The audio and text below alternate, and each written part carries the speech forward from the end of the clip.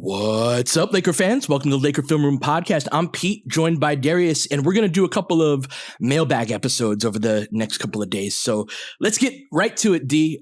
First question was asked by enough people to where just a general one is, it's funny, the number one question I've gotten is like, so what can you say now that you couldn't say before? Before I chime in, D, what was the experience like? Let's talk about that for a little bit. This was a very strange place for me to be in personally, of like working for the team, but also feeling a great obligation to talk to the fans. And so, of course, there was a degree of watered down and got to tiptoe around certain things.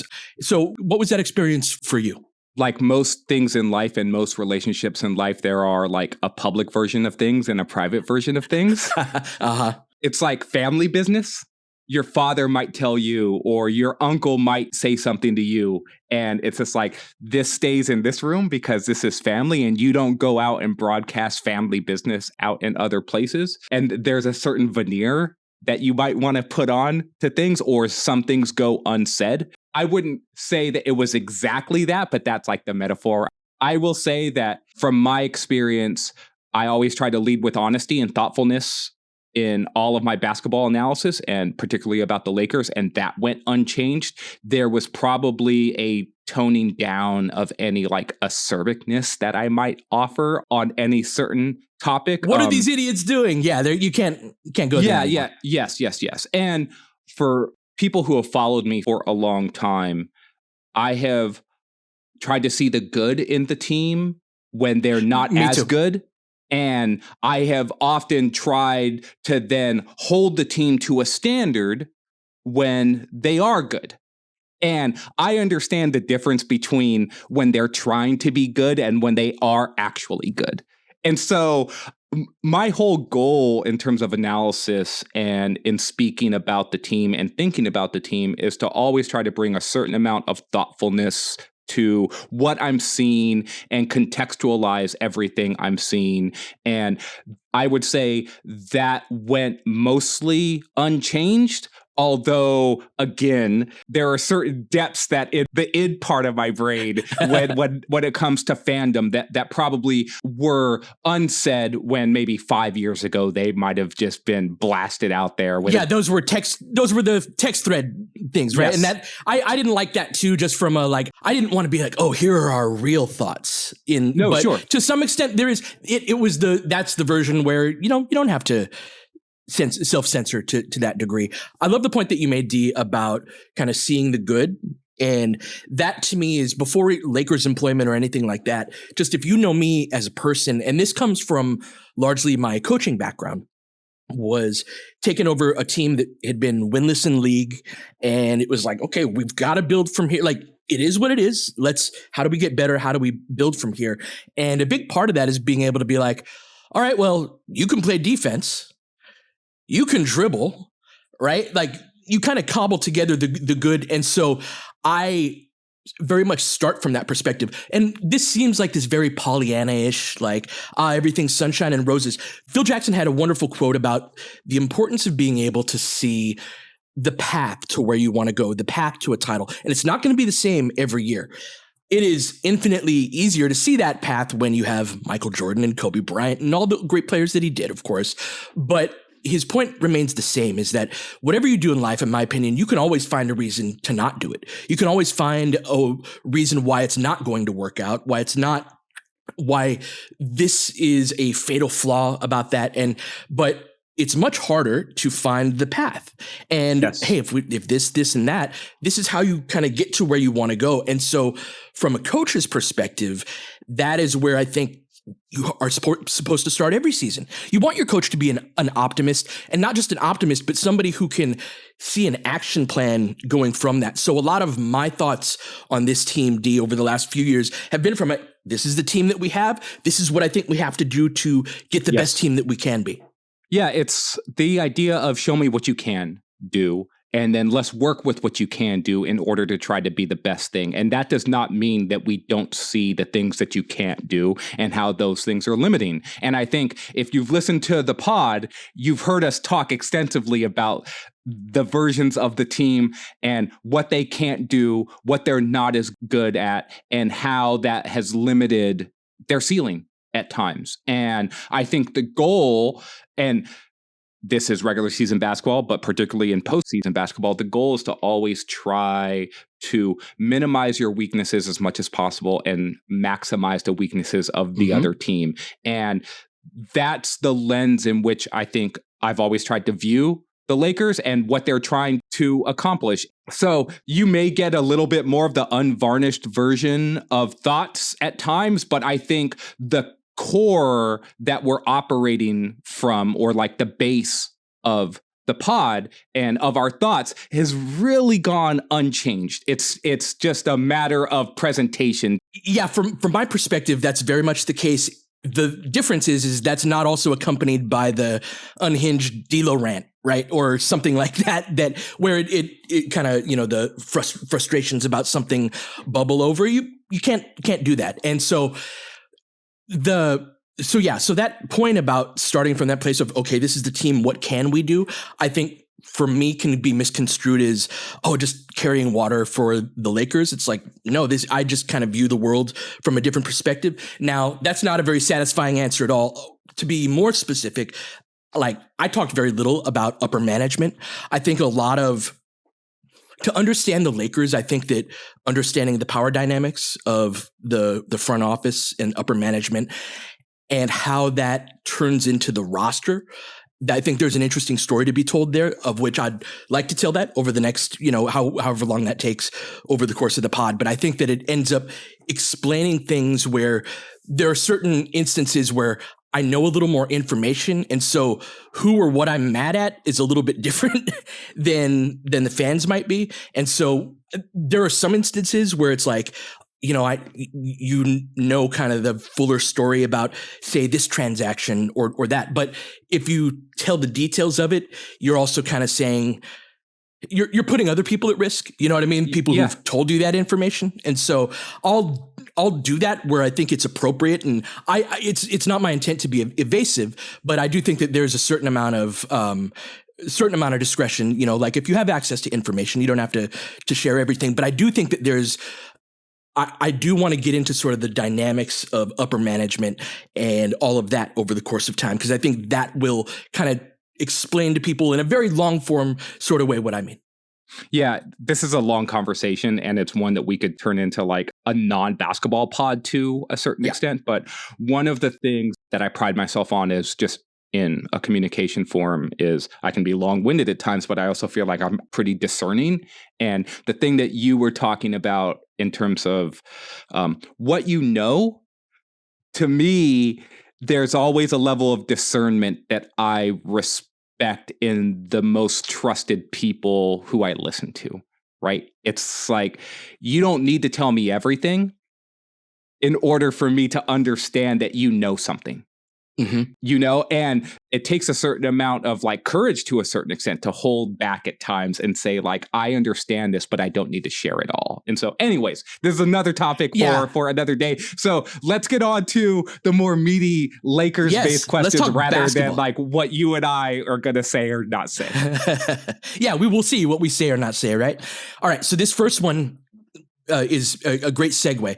LeBryant Jordanicus, great name, says it's pretty widely accepted that the 24 team was not in optimal shape due to injuries to key role players and arguably poor coaching choices. What do you think the ceiling of the team is in its current form, and how likely do you think their roster and staff is to reach it? This to me is the core of that question, D, of like, you've got to look in that offseason going into the year, be like, if we're going to be great, what does the best version of us look like? And you have to conceptualize that first before you can really draw a path to get there. Because if you can't even imagine it in the first place, how the heck can you get to your goal? And so let's dream. Let's dream a little bit. What does the best version of this year's team look like? And how do they get there? It's interesting. I think that the players who were injured last season, particularly Vando and Gabe, are really, or can be really, important pieces to filling out lineup groupings that make those groups more balanced in ways in which they can be greater than the sum of their parts.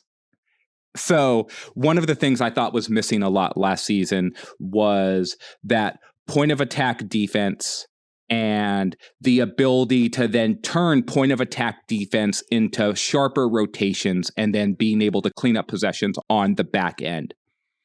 That's one of Vando's biggest strengths as a player, and the Lakers did not have a lot of other dudes who did that exact thing consistently, right? They might have a point of attack guy in Cam, but he was not as good at the then finishing defensive possession all of the way through, if that makes sense. This is part of my argument with Vando, is that he's a very unique player. There are very few guys in the NBA that are a real plus as a point of attack defender and a real plus as a rebounder. That's a weird combination. One of the things that was super interesting to me about last year's Lakers is that in the first part of the season, where they were leaning more into their defensive players and through the IST championship, they were like a top 10 defense for an extended stretch. And it's just like, look at these dudes. They're disruptive. They're getting after it. And it was because they were playing more of their defensive guys. And then they were locking into some of those games in which they understood the stakes and raised their level and played harder defensively. In the back half of the season, they were a top 10 offense for an extended stretch. And it's interesting to think that both of those teams existed on separate poles, but never really created the bridge in order to be a team that could be like hover in between 8th and 12th on both sides of the ball. So I'm going to put this question to you, Pete. Like, do you think this upcoming version of the team has that bridge to be 8th in offense and 12th in defense, or 8th in defense and 10th in offense? I do, and I want to approach the question chronologically after this break.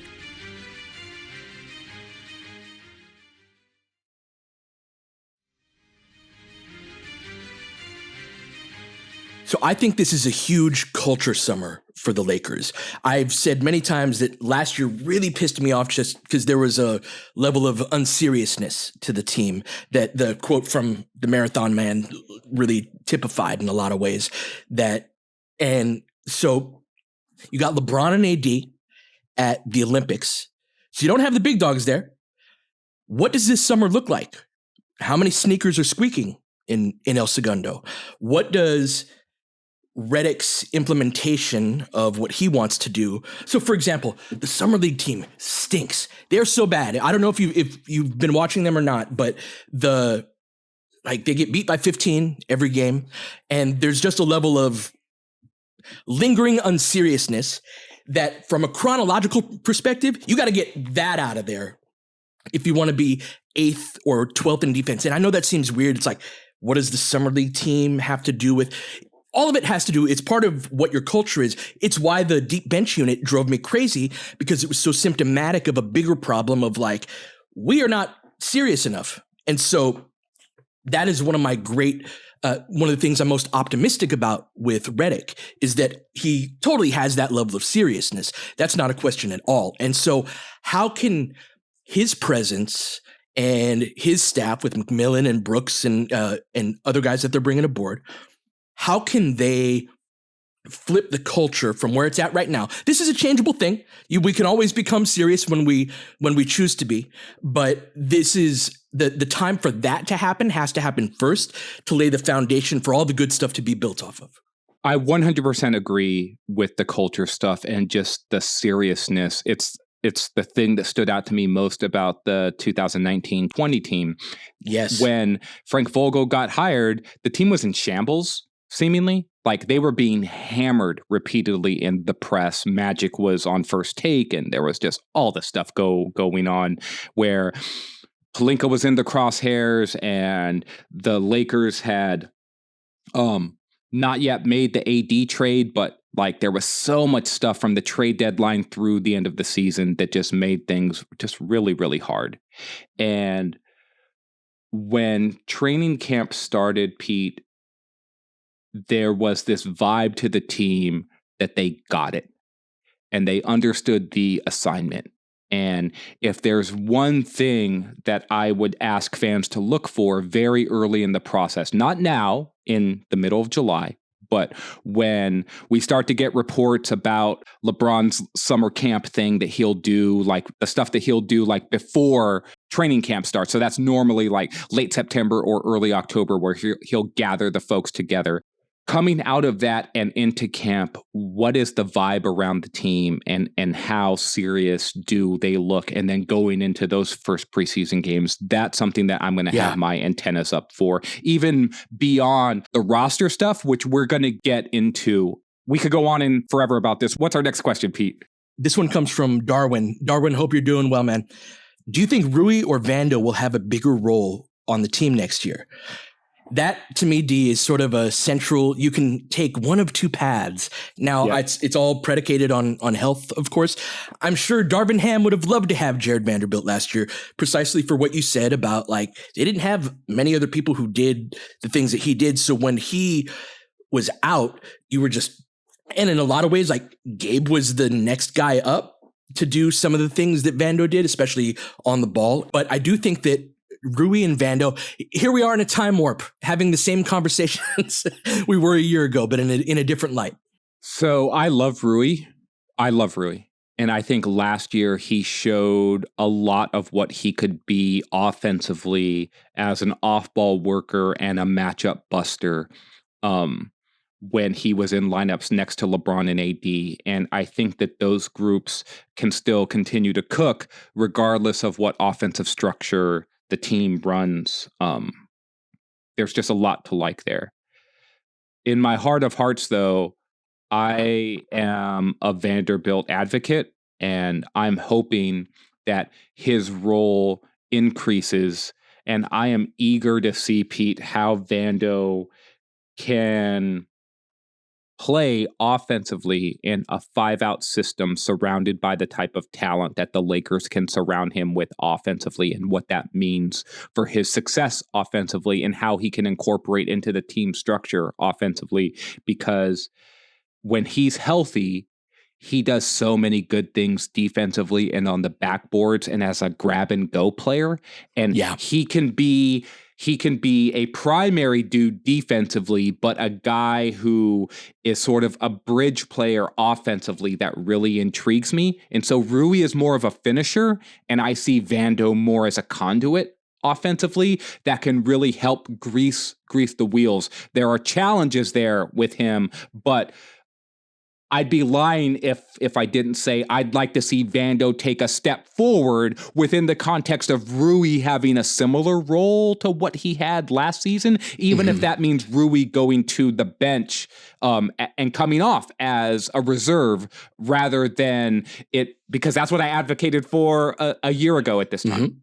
So to me, with both guys, there's an 82-game conversation on them, and then there's a 16-game conversation. And so it starts from the question, which one should we start talking about the team with? Because there's that lineup with Rui at the end of the year. It was Austin, D'Lo, Rui, LeBron, and AD. That was great on the offensive end. That was without a training camp where they were the starting lineup, where they were the group that was working on, hey, Rui's got these weaknesses at the 3. Maybe chasing around the Michael Porter Jr.'s of the world is not a strength of his. What do we need to do as a team? What does he need to do individually to help make that be not as bad, right? So if it's something that you're losing 80% of the time, how do we lose that 65% of the time? I know that sounds dumb on some level, but if you can lose just a little bit less at the things that you're bad at, it actually gives you the chance to win the game. And so that to me, like, let's start there, D. Like, when you think of them from a 16-game standpoint, Vando there's questions on the offensive end. How do you make the spacing work? There's already a rim pressure issue with the LeBron AD duo, where it's like, it's hard to come up with lineups that are balanced enough to put pressure on the rim, but can also make a shot, but can also grab a rebound. And so both guys represent sort of the bridge between what the backcourt needs and what our stars need. To me, what LeBron and AD need through 82 are guys that can rebound, run, and hit a shot. And so they're it's funny, our threes can all check like two of those boxes. I like how Vando runs. I like how Rui runs. And I like how Connect runs. Connect can shoot. Rui can shoot, especially when you factor in, the ability to go to the basket, which Connect can do as well. Very excited on the offensive end, but that's not as much Vando's where he contributes. Rui struggles on the boards. Vando's a great rebounder, right? So it's this interesting, like nobody is exactly what you need there. So talk to me about that with our threes. No, I think you hit the nail on the head there. And the lens I would view that through is who can you best accommodate? And is there a full-on answer against all opponents? And I don't think there is an answer for all opponents. And it's going to require a certain amount of flexibility and malleability within the coaching, within the schemes, and within the players being able to step out of their comfort zone some and be less bad at the things that are weaknesses for them. The reason why I'm intrigued by Vando specifically, though, is because I think he can help offensively in a lot of ways in a true 5-out system. I think that one of the things that Redick said that intrigued me, I don't know if he said this at the press conference or if he said this in one of his many media appearances as either a podcast host, guest, or just on TV shows that he was on. But he talked a lot about leveraging non-spacers in 5-out systems in order to turn them into screeners and cutters and off-ball workers. And Vanderbilt is someone who has a feel for that sort of thing, Pete, and I think he can be super useful in that area. I totally agree with that. But the confounding factor is, can you do that with two non-spacers on the floor at the same time? So to what degree can Vando and AD play together at the same time? And this is a great philosophical question to me, because like the part of me that leads with defense in my mind is like, hell yeah, let's start there. Let's start there and figure it out on offense. But I also get the last two champions, they didn't play one player in their rotation that couldn't hit a three, or that was below a certain level of 3-point shooter. And so can you win in that type of way? I totally think that you can. It's just a different sort of puzzle to figure out. But that to me is what Redick decides to do with that is super key, because it's not just Vando as the non-spacer on the floor. Well, it's also, this is an Anthony Davis conversation as well. He's looked very good in these Team USA games. Like, I've seen him picking and popping. I saw him step into a 20-footer. That was not a three, but this is the shot that you've argued that he should take more. Like, hey, it doesn't always have to be a 3-pointer. Pick and pop to the space in which you're comfortable, but you have to shoot the jumper comfortably. I saw him take and make a corner 3 that looked very good coming out of his hands. We always talk about how LeBron and AD can best be supported by their role players. But we also need to understand how LeBron and AD can support those role players too. And that's the job of great players as well, is to say, you're a role player, you don't have a complete skill set.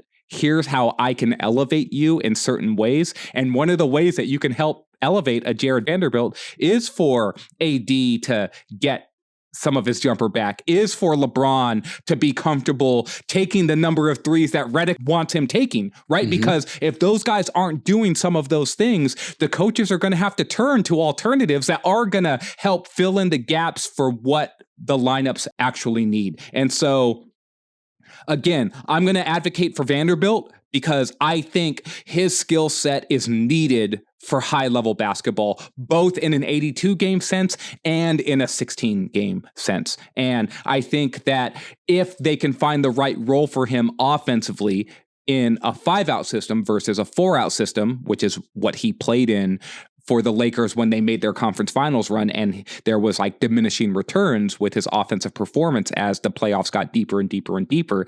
I think some of that can be mitigated through scheme, and we will see. I don't know if I'm right about this, but this is what I'm arguing for. So what do we got up next, Pete? Let's take a break here, come back and finish it off.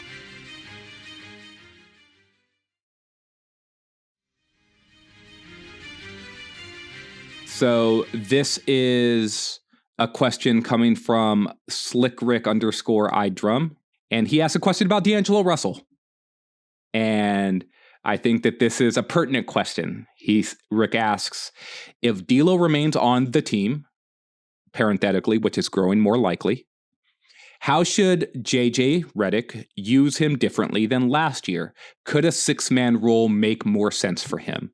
And so this is an interesting question about D'Lo, Pete. Like, going into the offseason, I think we all thought D'Lo would have been traded by now, or at least that was a strong consideration, it looked like, especially after he opted into his contract. Currently, as we talk, D'Lo is still on the team. There's obviously still a long time before now and when training camp and the regular season starts. But put your forecasting hat on forward based off of the roster that we have now. And let's say opening night, D'Angelo Russell is still on the team. How do you see his role shifting, if or much at all?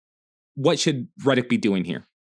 Yeah, I think D'Lo opting in is the best thing that happened for the Lakers this offseason, in an offseason where almost nothing happened. When we went into the offseason, we thought that he was going to opt out, and there was a good chance that he'd walk for nothing. And so both from an asset perspective, you have an expiring contract at the trade deadline that really can help facilitate a deal. But also from a basketball perspective, he was really good for us for a good portion of last year. The 16-game conversation is very valid. But in terms of how Redick will use him, he keeps talking about hubs, right? AD is a hub. LeBron is a hub. I love this. And this would be such a funny, ironic twist of fate if freaking Redick is the guy that comes in and does what I've been begging for the last couple of years, of just like give our great players the ball in triple threat position, let the world swirl around them, meaning that it's split cuts, it's off-ball action, it's set plays, coordinated action, where LeBron and AD are sitting there like a quarterback and being like, boop, connect, left wing 3. Because AD set a down screen for him and connect popped out, and that's what was open. And so, and connect is a big part of this too, is he adds a dimension as a player that we didn't really have, while giving up some things on the defensive end for sure. But I think he's just a super talented offensive player. And so you've got all these tools that D'Lo can totally fit into that style, where it's less pick and roll ball screen, because I think that by the time the playoffs come around, that is an element of D'Lo's game that doesn't go away, but isn't as nearly as effective when he's got the bigger athletes leaning on him. They're scheming for him. So I think that if you get too dependent on D'Lo ball screens, it's kind of ill-fated ultimately to get to where you want to go. But I think a scheme where it's built around LeBron or AD being able to beat the defense and having spacing around them enough to where if you stay too hugged up on the shooters, they've got a one-on-one and just go to work. Now, I think that if you want to do that, though, you have to size up. And so the sixth man part of the question is interesting to me, because one of the things that you could do to change the Lakers most fundamentally is kind of shift a couple things down. So I think there is I would probably just start the D'Lo, Austin, Vando, LeBron, AD, because that lineup was great in limited minutes. Can we just see it for a little bit? I feel like it's the Rui thing I wanted from last year, but it's like, how does that lineup only play 32 minutes? I know Vando was hurt, but he did play 29 games. So it's like, can we just see the lineup that was really good, but maybe organize it a bit and have them have some time in it? So, but if you wanted to change the team, you could go D'Lo 6th man, Austin at the 1, Vando at the 2. I know that sounds weird, but to me, lineups are about what position can you defend. And I think that Austin needs a big athlete next to him in the backcourt for things to work. And then connect at the 3 with LeBron and AD. So you have some of that counterbalance with Vando, what you were talking about earlier, where Redick was like, that importance of using non-spacers as handoff guys, as screeners. Having a movement guy, a movement type of shooter, is to me necessary to counterbalance, especially if you have AD in the lineup too. So, and if you do that, you have a much bigger team than you've had before. Now, is Connect ready for that? I don't know, right? And that's a lot of expectations, but you get the point that I'm saying, right? Like, that's a fundamentally different look. I do, and I was actually thinking more Christie instead of Connect for that role, because Christie's there you go. He's already a better rebounder. He's a good catch and shoot 3-point shooter, but not the sort of movement shooter that Connect is showing that he can be. So if D'Lo were going to come off of the bench, I think Christie makes some sense for me with Vando as well. Then you bring, though, a lot of like offensive firepower off of the bench. Yeah. I'm not exactly sure yet. The reason why I would go towards a bench role for D'Lo is mostly to raise the floor defensively. While understanding that I'm like lowering my ceiling offensively. The point that you made about D'Lo being very good offensively, like he made the most threes any Lakers player has made in a season ever. He shot like over 40% above the break on threes. Those are super important shots, particularly in a 5-out offense. He was the Lakers' second best passer and many nights their first best passer on a team that has LeBron James. There was a reason why the team stunk when D'Lo missed time. It's just like he was their best non-LeBron and AD facilitator of offense. And that's part of the imaginary Jeremy Grant trades and things like that, where it's like, if you do D'Lo and what would it have to be, Rui for Jeremy Grant? A lot. Right. That's a whole nother conversation. But okay, what are you on the other side of that? You don't have a point guard. Like, who is the guy that dribbles the basketball, that can make a shot, that can pass the ball to an open teammate? Like, there's a certain, because of his playoff issues, that it kind of, I feel like there's an erasure of what he does well. Totally. And this is why I want to get back to the point that you started out making, which was organized offense and leveraging off-ball movement. Because of all of the starters last season, D'Lo was the best at setting those little flare screens and and making those little split cuts. Get layups off of that. Yep. Right. He was very good at sort of signaling to the guy who had the ball while he was running around, like, we're going to manipulate things this way. And that, to me, was where the connection really came apparent between him and LeBron. It was their ability to see the game a certain way and then force the defense into certain spots, and then based off of that movement, capitalize.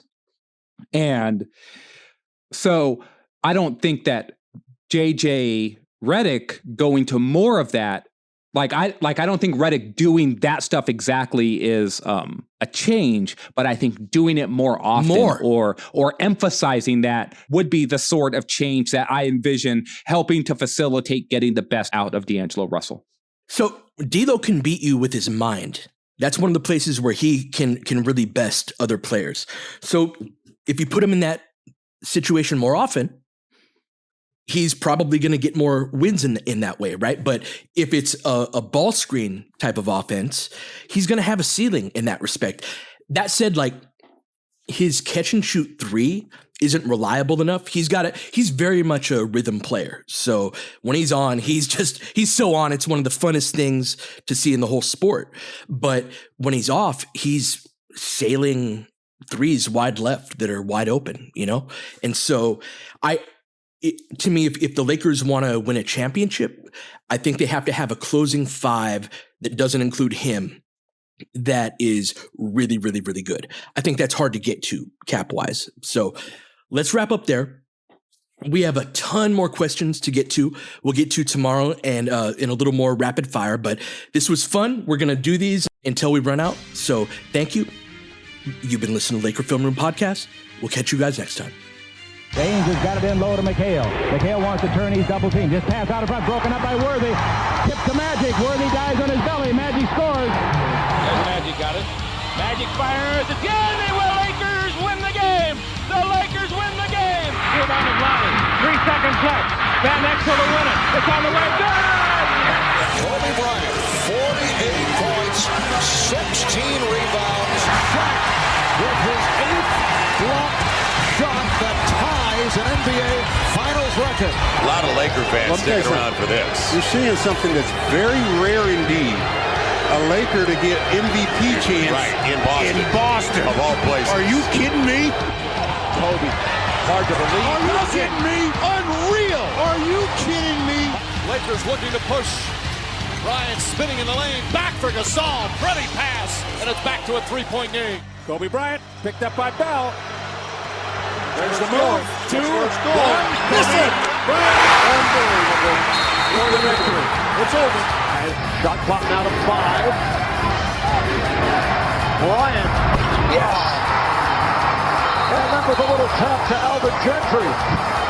Add insult to injury, Kobe. I mean, what a shot. I mean, you can't defend that. Are you kidding me? 2.1 seconds remaining. Denver a foul to give. Jokic trying to disrupt Rondo. He puts it in. Here's Davis, 4-3 in the win. Oh, it's good! Anthony Davis has won it for the Lakers! James again. Oh, he hits another one. LeBron James putting together a closing quarter against the Nuggets. This historic 2020 NBA championship belongs to the Los Angeles Lakers. The Lakers conquer the bubble, and banner number 17 will soon hang in the rafters.